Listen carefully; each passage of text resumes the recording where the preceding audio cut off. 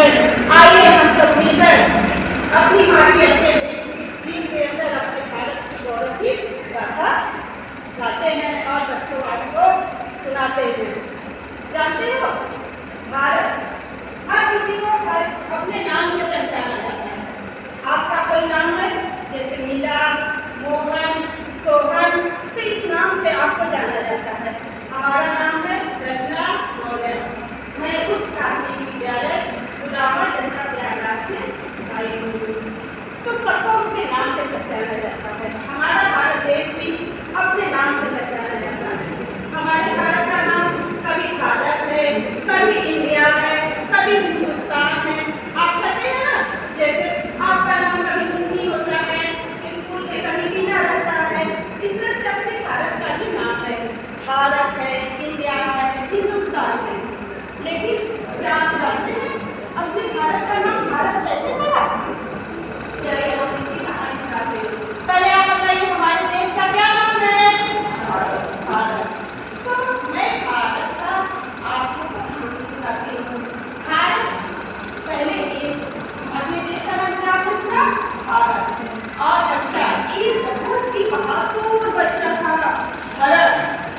हम आपको भरत की कहानी सुनाते हैं।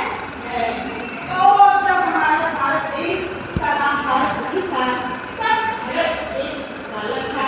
उसके पिता का नाम दुष्यंत था और माता का नाम शकुंतला था।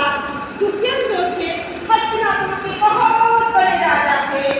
एक बार वो जंगल में शिकार खेलने के लिए कहाँ आते हैं? जंगल में। वहाँ उनकी मुलाकात होती है रानी शकुंतला से। बहुत ही खूबसूरत रानी थी और वो जंगल में अपना कार्य कर रही थी, जिसको देखकर राजा दुष्यंत मोहित हो जाते हैं और वो वहीं पर उनसे विवाह कर लेते हैं। विवाह करके वहाँ पर वो रहते हैं 2-4 दिन, तब कुछ दिन वो रहते हैं।